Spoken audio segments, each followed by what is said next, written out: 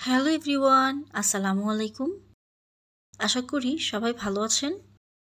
বাহিরের ভাজা পোড়া খাবারের চেয়ে ঘরে তৈরি স্ন্যাক্স অনেক বেশি স্বাস্থ্যকর।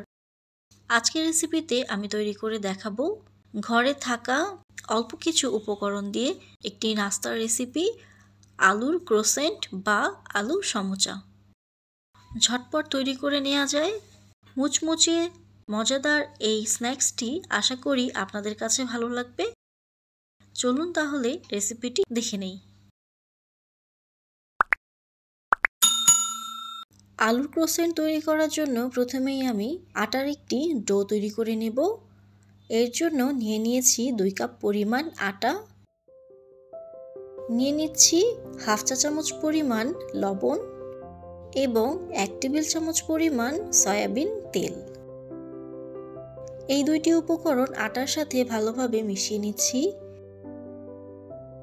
এবার দিয়ে দিচ্ছি নরমাল তাপমাত্রার পানি। আমি 1 কাপ পরিমাণ পানি নিয়েছি। অল্প অল্প করে পানিটি দিতে থাকব এবং একটি ডো তৈরি করে নেব। আমি মোটামুটি একটু শক্ত টাইপের ডো তৈরি করে নিয়েছি। এই ডোটা কিছুক্ষণ রেস্টে রাখার পর আরও একটু সফট হয়ে যাবে।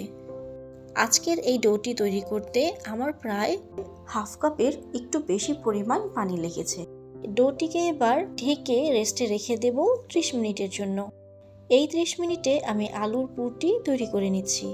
এখানে 3-4টি বড় এবং ছোট আলু নিয়ে নিয়েছি। আলুগুলোকে সেদ্ধ করে খোসা ছাড়িয়ে ম্যাশ করে নিয়েছি। দিয়ে দিচ্ছি হাফ চা চামচ পরিমাণ লবণ, 2 চা চামচ পরিমাণ চাট মশলা বা চটপটির মশলা, 1 চা চামচ পরিমাণ জিরার গুঁড়া, দিয়ে দিচ্ছি 2 টেবিল চামচ পরিমাণ কর্নফ্লাওয়ার। এবার সব উপকরণ আলুর সাথে ভালোভাবে মিশিয়ে নিচ্ছি। চলে যাচ্ছি আলুর সমোচা বা ক্রোসেন্ট তৈরি করতে। আটার যেই ডোটিকে আমি রেস্টে রেখেছিলাম, এবার এই ডো থেকে 4-5টি লেচি কেটে নিচ্ছি। একটি লেচি দিয়ে একটি রুটি বেলে নিচ্ছি। এই রুটিটি কিন্তু খুব বেশি পাতলা করা যাবে না। সাধারণত নর্মাল পরোটার মতো অথবা 5 টাকার কয়েনের যে পুরুত্ব থাকে সেই পুরুত্ব রেখে রুটিটিকে বেলে নিয়েছি। আমি আজকে কিছু পরিমাণ ক্রোসেন্ট একটু ঝাল তৈরি করব এবং কিছু পরিমাণ ক্রোসেন্ট হালকা ঝাল বা ঝালবিহীন তৈরি করব। এর জন্য অর্ধেক পরিমাণ পুরের মধ্যে আমি 1 চা চামচ পরিমাণ চিলি ফ্লেক্স দিয়ে দিচ্ছি। ঝাল খেতে চাইলে পুরের মধ্যে একবারেই চিলি ফ্লেক্স মিশিয়ে নিতে পারেন। দেখতে পাচ্ছেন রুটির মাঝখানে আমি একটি ছোট্ট বাটি বসিয়ে দিয়েছি এবং আলুর পুর দিয়ে বাটির চারপাশে কভার করে দিচ্ছি। আলুর পুরটিকে খুব বেশি মোটা করে দিতে যাবেন না, এতে করে এটাকে রোল করতে কিছুটা সমস্যা হবে। একটি নাইফের সাহায্যে ঠিক এইরকম ভাবে রুটিটিকে কেটে নিচ্ছি।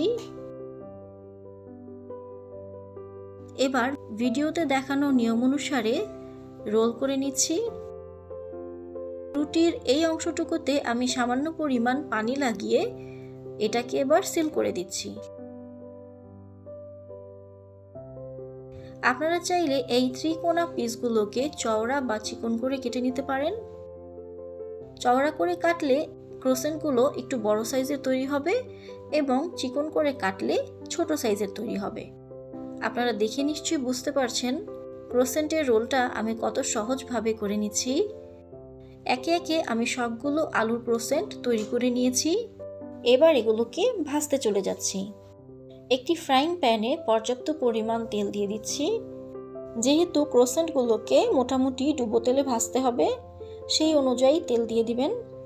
তেলটা গরম হয়ে আসলে ক্রোসেন্টগুলোকে দিয়ে দিচ্ছি।